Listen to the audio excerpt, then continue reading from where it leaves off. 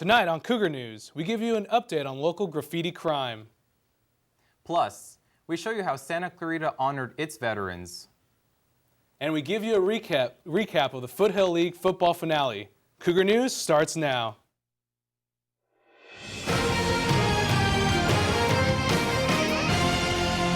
This is Cougar News. Hello, and welcome to Cougar News. I'm Ferris Sudani. And I'm Antonio Curiel. Here's the latest from the Cougar Newsroom. We have breaking news. Santa Clarita Sheriff's detectives need your help in finding the victim of an attempted kidnapping.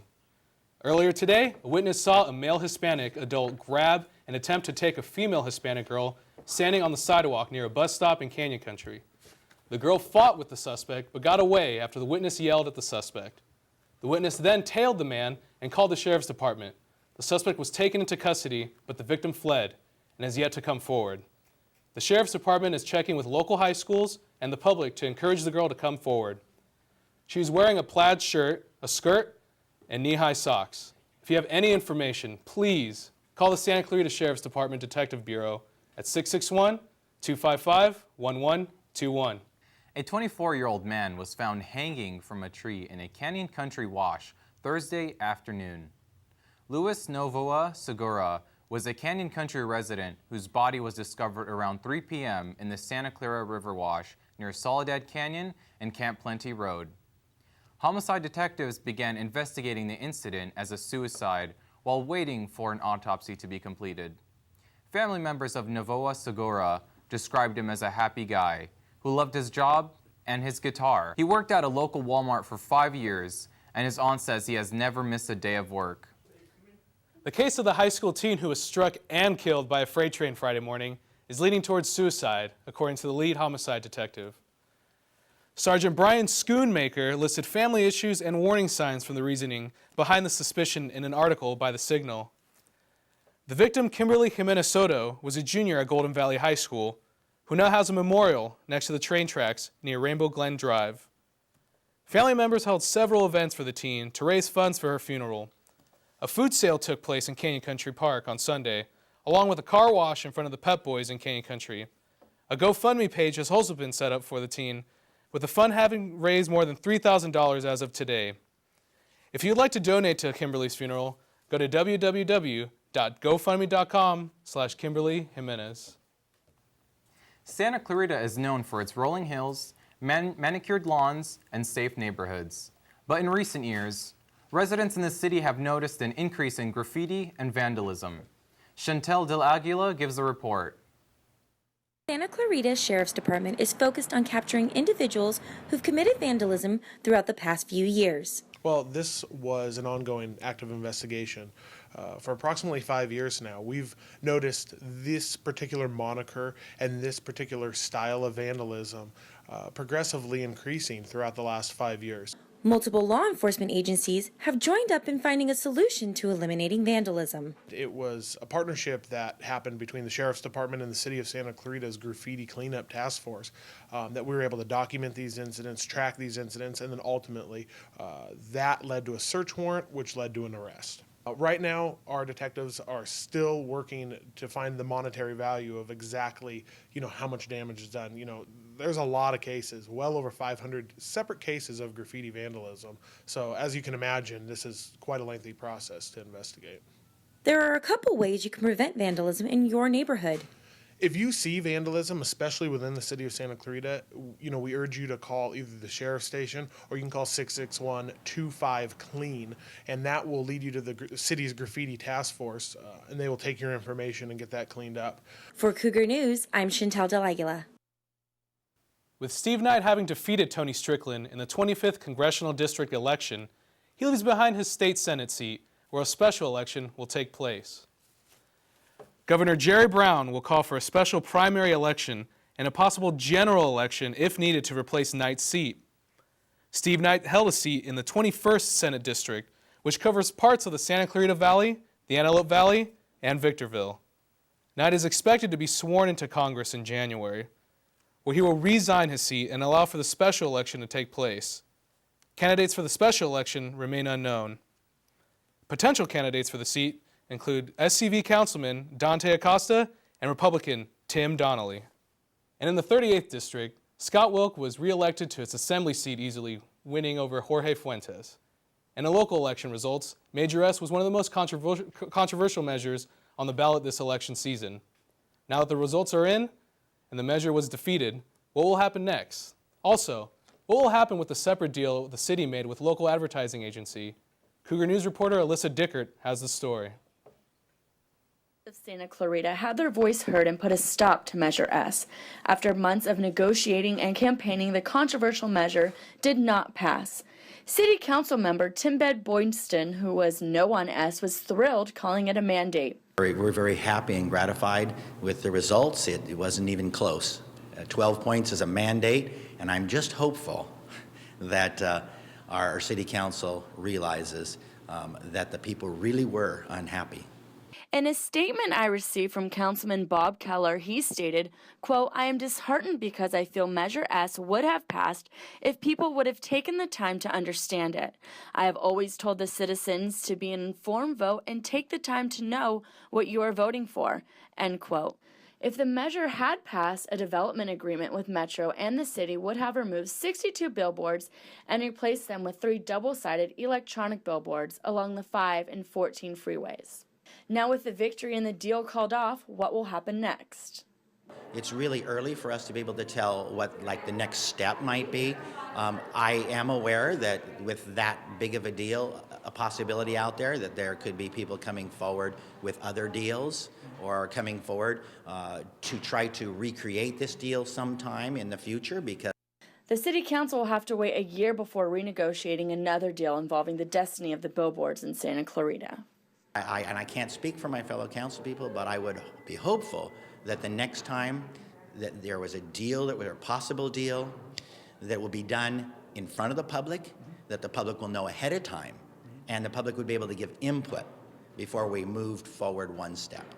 Bob Keller also mentioned, quote, "This was never a closed-door deal. The city followed the law. We thought electronic billboards would be great revenue for the city. It's the way of the future. This deal took years to come up with. I think the deal is dead. I see no reason to revisit it in a year from now," end quote. In anticipation that the measure was going to pass, the city made a deal with Edwards Outdoor Advertising in Newhall. They purchased a total of 47 billboards, including this one behind me. 11 have already been removed throughout the city, but the rest will be taken down within the next 3 years. Reporting for Cougar News, I'm Melissa Dickert. The University of California has proposed new tuition increases that could take effect as early as fall of 2015. Enzo Marino shares more. The tuition hike of up to 5% in each of the next 5 years at UC schools could mean an increase of thousands of dollars per semester. According to the University of California, the funds would help to increase registration, maintain financial aid programs, reduce the student-faculty ratio, increase course selection, and lessen the time to graduation.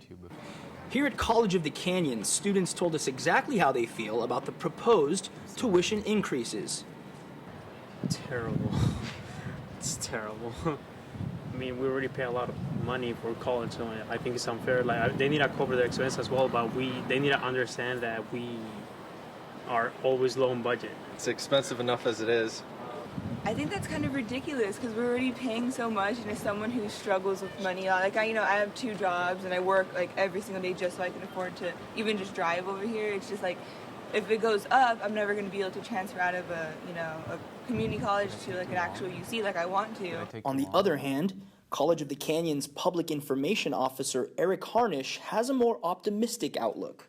I think it makes sense for students to look at COC as an option of first choice. I mean, when you look at what they pay for a year here at College of the Canyons versus what you would pay at a University of California campus, I think the choice is clear. The University of California Board of Regents will consider the proposal at their November 19th meeting at UC San Francisco. For Cougar News, I'm Enzo Marino. Not many Santa Clarita residents know about the Chiquita Canyon landfill located near the 126. Even less might know about the potential big plans they have in mind. I decided to take a closer look. Chiquita Canyon landfill has been in continuous operation for more than 40 years. And now there's talk around town for plans to expand. Just 3 years after a 9.2 megawatt clean energy facility was opened, the expansion would include adding more of these facilities. The power plant powers itself, so it uses some of the energy to run the plant itself, and then the rest of it goes out to the grid, and it powers about 7,000 homes. Although the expansion would move Castaic a step closer to clean energy, residents near the landfill aren't thrilled about more misters and fans being installed. First of all, the misters and the fans that they rave about, they're gas misters and they're gas fans, and they're 19 years old. We have a short cliff in the back of the landfill where all the smells sneak over, and they seep over, and when the sun heats up, they're already in Val Verde, in a farm in Val Verde, and then they come through the town. While construction offers employment opportunities, it also means more traffic locals may not want. Well, it's only going to be double the traffic because we take 6,000 tons, but they take 3,000 tons. So when you do the math, it comes out to 10,500 some trucks a day. They're going to be 24 hours a day now. So when you divide that by the 24 hours by each lane, it's going to be 55 trucks per hour per day for the whole 24 hours. Well, if they don't go 24 hours, now you're going to start having more like 100 trucks per hour. The expansion can start as early as 2015. From lemurs to Hollywood scandals, the media has been quite the zoo lately. We'd like to hear all about what's coming up right now. What do you have for us, Joe? All right, thanks guys. Well, let's get started. Nicki Minaj is getting some heat in the media once again, and this time it's for her newest music video. Many viewers of the video are coming down hard on Minaj because of the imagery used in her new single called Only. People are saying that it's reminiscent of Nazi imagery and it's very offensive. Some of the imagery includes flags with color schemes matching infamous Nazi swastika and also shows military troops indicative of German soldiers. Nicki Minaj is fairly used to having to defend herself from backlash and was quick to tweet to her followers that she did not intend to insult anyone. Minaj immediately took full responsibility of the video. Shortly afterwards, the director and creator of the video claimed that he too would take full responsibility and that in no way was a video inspired by Nazism. This week, one man spent $85,000 to buy 99 iPhone 6 devices, which he arranged in the shape of a heart and stood in the middle of to pop the question to his girlfriend. Her answer was still no. While there are no details as to why she turned down her Chinese computer programming now ex-boyfriend, we can only speculate. Maybe she preferred Android. Luckily, all the iPhones were still packaged in their boxes, so selling them shouldn't be a problem for the new bachelor. Ending with a sadder note, if you were a young child growing up during 2000, then you may have watched the popular PBS children's show Zaboomafoo. Well, the animal star of the long-running show Jovian passed away on Tuesday, November 11th. Jovian was a Quequirl-Safika lemur and starred on 65 episodes of the show from 1999 to 2001. Jovian lived to the age of 20 and died at the Duke Lemur Center. Before he died, he fathered 12 pups and was said to have lived a long, happy life. And that's it for What's Trending. I'm Joseph Garcia. For more stories in and around the Santa Clarita Valley, you can check us out at cougarnews.com. All right, back to you, handsome gentlemen. COC students got a lesson in cultural diversity this past week as they attended a presentation on the high school crisis of the Little Rock Nine. One of the things they did, again, Monday afternoon, COC students got to hear from guest speaker Jane Emery Prather. Prather is currently a sociology professor at CSUN and attended Little Rock Central High, the first all-white Southern high school to desegregate. Prather gave students the opportunity to hear a first-hand account of the controversy and violence that surrounded the initial desegregation. Here's some mobs. The presentation gave insight into what led to the violence in Little Rock, as well as a desegregation experience from multiple points of view. And they would not allow blacks in the apartment. To read prices. For Cougar News, I'm Alexis Sonner. So here are some factors. The Contribution Coalition is a nonprofit organization that aims to help other nonprofit organizations raise money to fund their causes. Lindsay Maxitopoulos gives us a quick look at their purpose. The Contribute Coalition, created by a resident of Santa Clarita, gives local businesses the opportunity to give a percentage of their income to a nonprofit of their choice. And I'm inviting others to be involved in giving their time so that we can help lift up people that are in need in our community and provide valuable services, education. There's services for people facing domestic violence situations. There are services available for single mothers. There are so many services. The Child and Family Center, a wonderful organization in our community that provides mental health services that are much needed in our community. There's so much great work that's going on. And every dollar that you give to a nonprofit creates more jobs than that same dollar to a small business. So if you combine the welfare of the small business with the welfare of the nonprofit, then we can really have a powerful impact. To learn more, go to thecontributecoalition.org and make sure to stay tuned for our next show to watch the full interview. For Cougar News, I'm Lindsay Maxitopoulos. Coming up on Cougar News, we take a look at local Veterans Day events. Plus, Aldo Canepa gives us a closer look at entertainment. Stay tuned.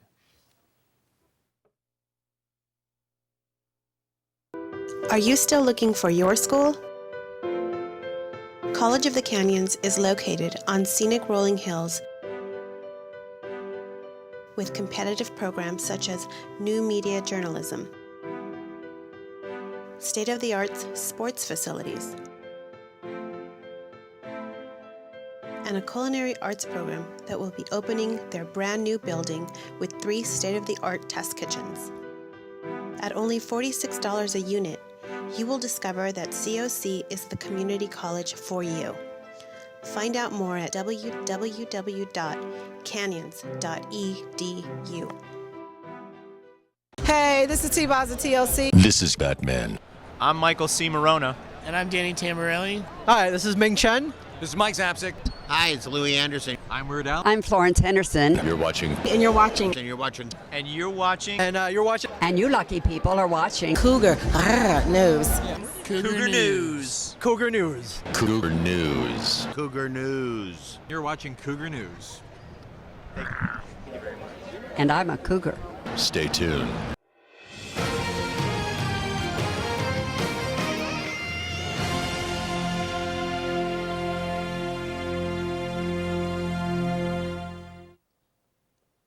With Veterans Day just passing, our own Aldo Canepa was able to get us a closer look into the special event honoring Santa Clarita military members at the Veterans Memorial Plaza in Newhall.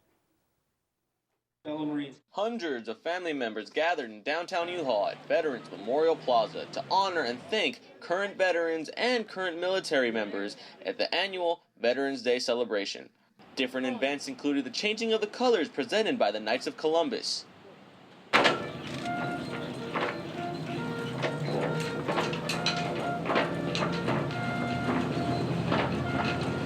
local singing group Rockin' Acapella paid their tributes by singing the Battle Hymn of the Republic. Glory, glory, hallelujah. As many veterans gathered around, we even heard a few words from Councilman Dante Acosta. However, we must not forget those that have given the ultimate sacrifice to keep America safe, those who lost their lives. These men will never be forgotten. It is important that as a community that we always remember them. With the various veterans being honored, we also heard a few words from former Marine Joshua Rivers speaking about the unity of military. Korea, Vietnam, Desert Storm, and my own peers from Afghanistan and Iraq. It always amazes me how the weapons, the enemy, the location, the tactics, the periods in time may change. However, the feelings, the struggles, and the camaraderie don't. They are the common bond that tie these generations together. For Cougar News, I'm Aldo Canepa. Christiane Kimberlin shows us Eternal Valley's flag retirement ceremony. On Tuesday, November 11th, the veterans of foreign wars and the Boy Scouts hosted their first flag retirement ceremony in celebration of Veterans Day, commencing at 2 p.m. at the Eternal Valley Memorial Park Mortuary. This program was dedicated in memory of all of the armed services to show appreciation and loyalty for those who have sacrificed for our freedom. The flag retirement ceremony provided an example and the etiquette that exhibits the elimination of a worn United States flag that is beyond repair. Present colors.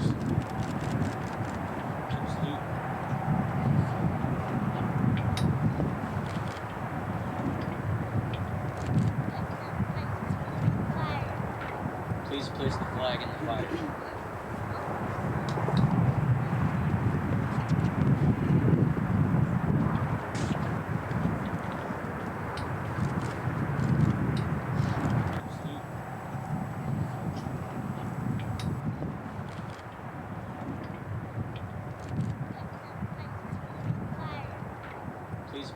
I had not seen a flag retirement ceremony since I was a Boy Scout, and that's been a number of years.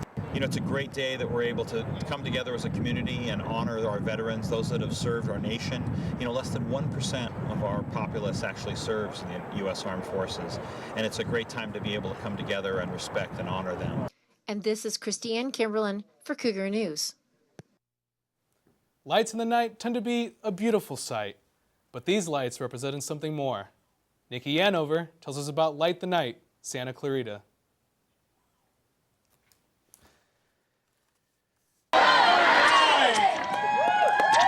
Guests took part in Santa Clarita's Light the Night Walk, held by the Leukemia and Lymphoma Society to support the search for a cure.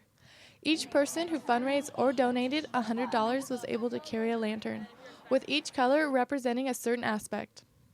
Red lanterns were for supporters, white lanterns were for survivors or patients, and yellow lanterns were for those who lost someone to leukemia or lymphoma. But before the walk began, there were several things for guests to do. We're here enjoying all the activities Santa Clarita's Light the Night Walk has to offer before it begins. From art decorations to hamster ball racing to face painting and a photo booth, there was an activity for everyone to enjoy. And all of this was possible by the Leukemia and Lymphoma Society, who along with a group of volunteers organized the event together for the cause they support. We're hoping to achieve several things. The first is raising money for cancer research, specifically for blood cancer research. Last year, our Light the Night campaigns raised $75 million for cancer research. It's exciting. This is the 10th year that we've had a Light the Night event in Santa Clarita, and we are just so grateful for the outpouring of the community support here. After several inspiring stories from survivors, guests held their lanterns high and walked together in a 2.5-mile walk around Bridgeport Park. The walk is amazing because people carry the lanterns as they walk through. It's really overwhelming. That's why we call it Light the Night. With the emotional walk finished, guests let loose and enjoyed the rest of the night with a synchronized dance.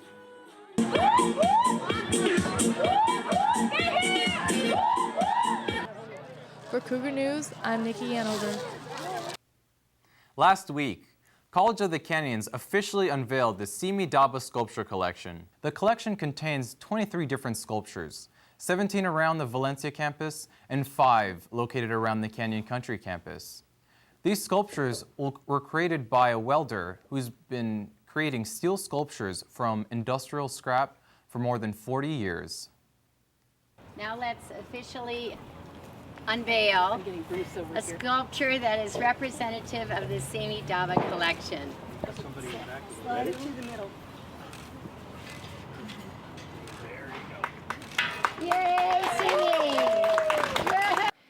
Those who look outside dream. Those who look inside awaken. The artist who is with us today, Mr. Simi Daba, has provided these exceptional gifts to our college. And I see an old toolbox with no tools in it. I proceeded to cut it apart and put it back together as a sculpture. And then that was the first sculpture I built and the first one I gave away. It ended up in a beautiful home. And thereafter, I did whatever I wanted. And which has been exactly what I'm doing today. We have many kinds of fundraising events here in Santa Clarita, but how many of them support the right causes, let alone provide a fun environment for those of us over 21? Ferris Sudani takes us for a closer look how we can be supporting women's rights, all from the comfort of a glass of wine.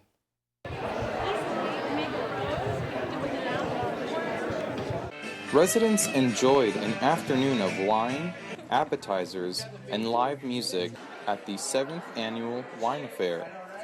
The Wine Affair is the #1 fundraiser of the Santa Clarita, Greater Santa Clarita Valley Soroptimist Group. And Soroptimists are actually an international group of women. We're in 19 countries throughout the world. We're also represented at the United Nations. This particular event today is the fundraiser for local health of women and girls in the Santa Clarita Valley.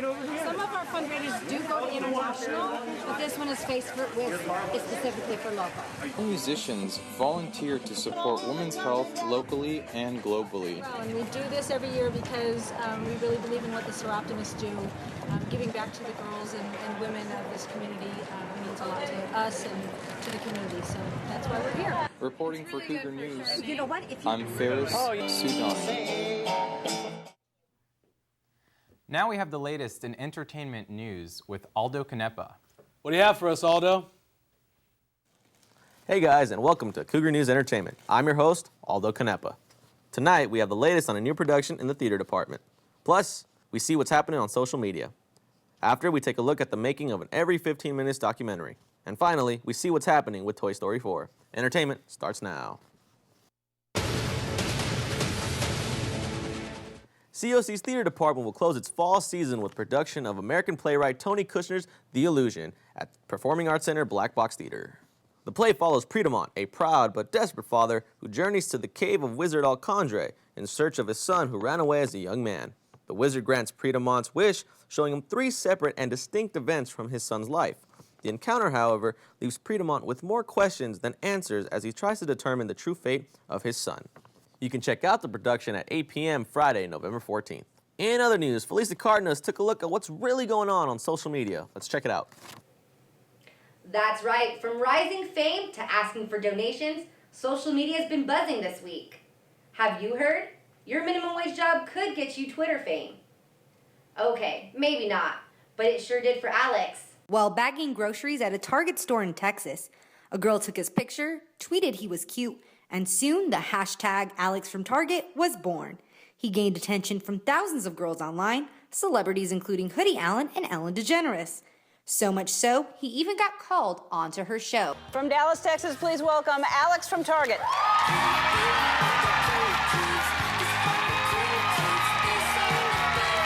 Alex now has 727,000 followers on his Twitter, and his follower count is still growing. Moving on to Instagram, Steve Nash has found himself under some harsh criticism following a video he posted of himself practicing at the driving range.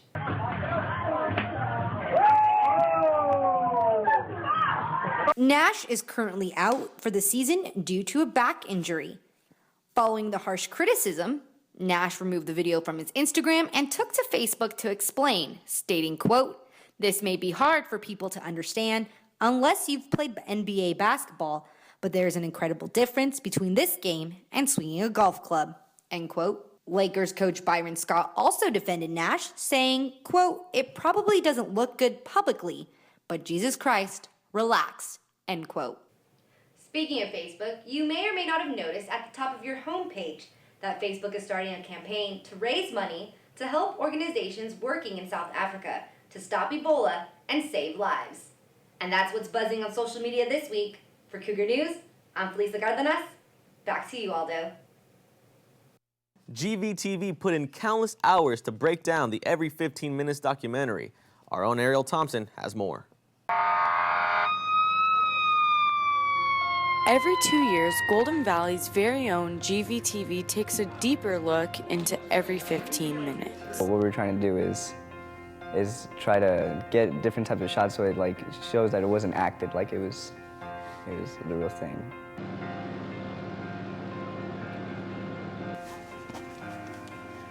Born in California. I was there looking at them, the elements, the blood, all the remnants of the shattered glass, the road. Even though it was a simulation, it felt very real to me.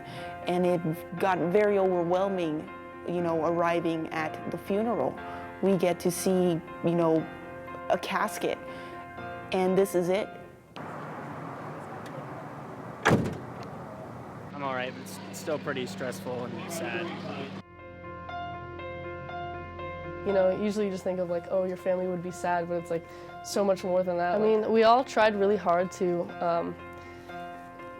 capture the, like Brian said, the tone that we wanted to create. So I'm just hoping that that shows through our video, and I think it will, for sure, but I just want, I'm not saying like I want everyone to be in tears, but I mean, I do. I want them to be just like impacted enough to the point where they know for sure that they don't want to make those same mistakes.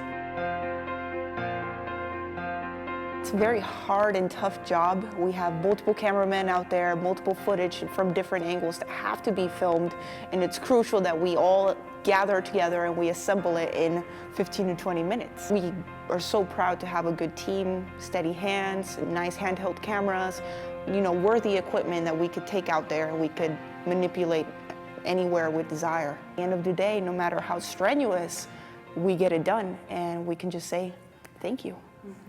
You can find more of the story on signalscv.com. For Cougar News, I'm Ariel Thompson. It has been confirmed. Toy Story 4 is in the works. Nearly 20 years after Pixar created the world's first computer animated feature with Toy Story, it plans to give us a fourth. John Lasseter, who directed the first two, is back to direct the fourth, along with Tim Allen and Tom Hanks reprising their roles. The tentative release is June 2017. And that's all I have for entertainment. For more entertainment news and other news, be sure to check out CougarNews.com. I'm Aldo Canepa. Have a good night, everyone. COC's very own Dr. Phil Gusson will be hosting a discussion at the Santa Clarita Performing Arts Center. Dr. Gusson is both a faculty member and a political science professor at COC. His presentation will focus on the bias in the media, which is based off of results from an innovative experiment Gusson designed with Professor Matthew Baum from Harvard University. The purpose of the presentation is to show whether or not bias in the media is relevant or if it's actually the reflection of the viewer's own bias. Gusson warns that his presentation is likely to disgruntle audience members who believe that media has uniformly liberal or conservative bias. Needless to say, those who come should attend with an open mind. The presentation will take place at the Santa Clarita Performing Arts Center, located on the COC campus on Thursday, November 20th, 6 p.m. Still to come on Cougar News, we give you an inside look on the SCV Marathon. Also, we're going to catch up on sports that happened last week. Stay tuned. You're in the mood for endless Italian dishes? Vincenzo's Pizza is your one-stop shop. From their hand-tossed thin crust pizzas, to their meaty Chicago dogs and their toasty sandwiches, to their creamy chicken Alfredo pasta. I love their chicken Alfredo pasta. Vincenzo's New Hall has exactly what your appetite desires. With fresh ingredients, 12 cold beers on tap, and live entertainment on the weekend. You will not be disappointed. Vincenzo's Pizza, inch for inch, the best pizza in the Santa Clarita Valley.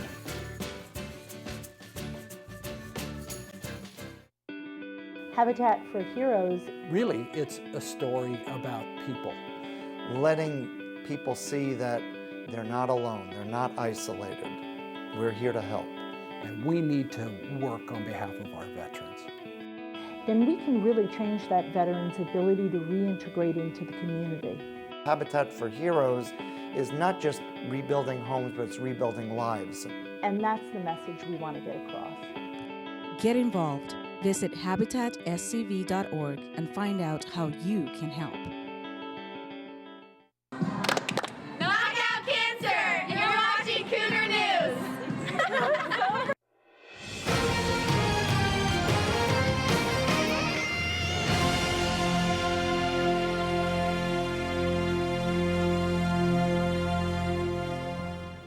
The Santa Clarita Marathon rolled into town this past week. Our own Heather Harbin has more.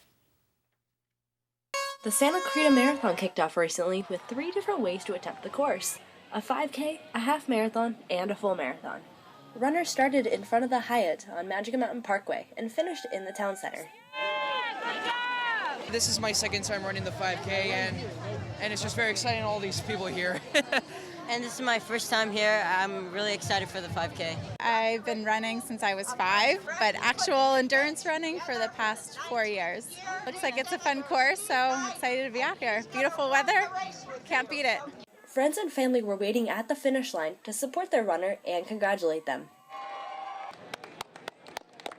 Zachary Griffin finished first for the men in the full marathon with a time of 2 hours and 44 minutes. And Sharon Landers finished first with a time of 3 hours and 21 minutes for the women. So whether you're an experienced runner or you're just a beginner, be sure to register for the 2015 Santa Clarita Marathon. Reporting for Cougar News, I'm Heather Harbin. Sports events have been great this week. Yeah, especially the game that took place at Valencia High on Friday. That was a real nail-biter there. The Valencia versus Hart game. Oh, yeah. Yes, exactly. And that was the most talked about game of the weekend. It was the battle between the two 5-0 Foothill League teams, Hart and Valencia, in what was essentially the Foothill League championship game, with the winner earning the #1 Foothill League playoff seed. Valencia came into the game looking to win their 6th straight league title, but the Indians would have other plans. As late in the first quarter, Brady White would scramble, eventually finding Trent Irwin for the 61-yard touchdown pass to give the Indians the lead 7-0. White would connect with Irwin again, throwing for 3 touchdowns in total as the Indians would take a 27-0 lead in the half. The Vikings wouldn't go away though, as they give the ball to their big man on campus, J.J. Wilson. Wilson would score all 4 of the Vikings' touchdowns, including this leaping touchdown run, to give them their only lead, 28-27. Hart would try and charge back, but the big man would get involved once again. Brady White, as he tries to throw to Trent and find him down there, but this time it would get in the hands of J.J. Wilson, sealing Valencia's 6th straight Foothill League title, 28-27. Canyon came into their game against West Ranch looking for a victory to lock up the 3rd and final Foothill League playoff spot. The Cowboys would come out fired up in front of their home crowd at Harry Walsh Stadium, and it showed as sophomore quarterback Miles Fallen had an exceptional game. He would throw for 76 yards with this touchdown to Liam Cabrera on the 3rd play of the game to give Canyon an early 7-0 lead. The Cowboys would push it 7-0 before West Ranch's Zachary Hines scores on this 80-yard touchdown pass from Chase Killingsworth to make it 17-7. That would be about as close as West Ranch would get as Fallen continued to look strong. He would go on to break the school record for passing yards in a single game, throwing for 425 yards. Israel Cabrera, Travis Reiner, and Keith Horner would make all touchdown catches, helping Fallen finish the game with 5 touchdown passes as the Cowboys would roll to the playoffs in a victory 58-27. In what amounted to be a pride game, Golden Valley was looking to shake off a disappointing last-second loss from the week before, still in search of their first ever Foothill League win, this time against the Saugus Centurions. The Centurion faithful was ready to bleed blue. Saugus would take a 14-7 lead in the half, but Golden Valley would score to start the second half as Shane Tamura would glide into the end zone to make it 14-13 Saugus. Golden Valley would add a 2-point conversion on a fake extra point attempt when Nash Solomon would sneak in to make it 15-14. Saugus would retake the lead with a field goal, but Anthony Perez would help the Grizzlies regain the lead 22-17. Zach Gragas answers right back with a touchdown pass to help Saugus regain the 23-22 lead. Saugus Mark Lanford would add a 2-point conversion before Troy Williams would seal the deal for the Centurions with a 12-yard touchdown, ending the game in a victory 32-22. The West Valley Division's playoff bracket has been set with the 3 Foothill League teams in action Friday. Valencia will host the #3 team from the Baseline League, Rancho Cucamonga. Hart and Canyon will both go out on the road, Hart traveling to take on a difficult Edison team at Orange College, while Canyon draws Southwestern #1 Vista Marietta. All games kick off at 7. Moving on to college sports, the COC women's volleyball team has been on an incredible run, winning 12 straight games heading into their WSC South matchup with Glendale College. The Lady Cougars would take it to the Cougar cage and would extend the winning streak to 13 games in straight sets, 25-17, 25-19, and 25-16. Caitlin Reiner leads the Cougars offensively with 11 kills, while Serena LaDuff and Erica McGee added to the Cougar victory with 9 and 6 kills each. The women also won tonight against Santa Monica College, extending their streak to 14 games, winning the WSC South title for their 2nd straight season. COC men's and women's basketball both got their season started over the weekend, competing in their first tournaments of the year. The men competed in the Clash of the Canyons tournament here at COC, defeating Cuyamaca College 62-54 in their first game, but could not advance past the second round, losing to East LA College 76-67 in Game 2. The women were bounced in the third round of the Mount Sac tip-off. They defeated Sierra and Laney College 84-80, 86-70, before losing out to Mount San Antonio 68-57 in the third round. That's all we have for sports. Wonderful, Darren. Always nice to hear from you. Of course. Moving along now. The Canyon Country Campus held a night full of science, sign language, and even a close look at the stars. Our own Aldo Canepa gave us a closer look at what this star party had to offer. So we tried to, exactly. I don't know if it was a real root. It's like different than making glass. Santa Clarita community members gathered around the College of the Canyons Canyon Country Campus for its 10th Star Party, a biannual event where COC's science department displays what they do on a daily basis. Number of different folks from our COC departments: chemistry, geology, geography, astronomy, physics, engineering, and we sort of showcased what they do in the sciences. With the theme of this star party being all the different sciences COC has to offer, members from every different science club came here to display exactly what they do in their specific science. Slower, isn't it? Well, showing basic physics, some mechanics based off of the rotation momentum of a gyroscope. We're building a fluorescent periodic table, and then over here we have our chemistry, and then over here we have fluorescent bubbles. I kind of want to be a scientist because of the chemistry. I loved it. What'd you love about it? I like the experiments they make. If you would like to attend future star parties, be sure to visit canyons.edu/Canyon Country Campus. Reporting for Cougar News, I'm Aldo Canepa. That does it for this edition of Cougar News. I'm Ferris Sudani. You can message us at facebook.com/COC Cougar News. And I'm Antonio Curiel. Remember, you can always send us news tips and story ideas to our Twitter handle, COC_Cougar News. Have a good night, everybody.